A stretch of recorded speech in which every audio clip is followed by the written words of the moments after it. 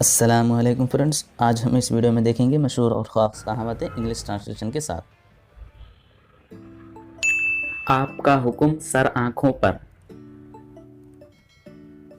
your wish is my command,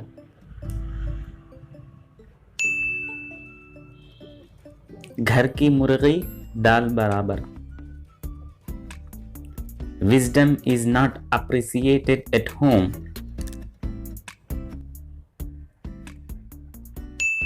ناچ نہ جانے آنگن ٹیڑھا،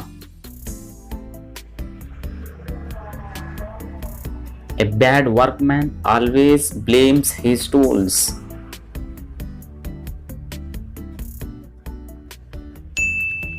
دور کے ڈھول سہانے،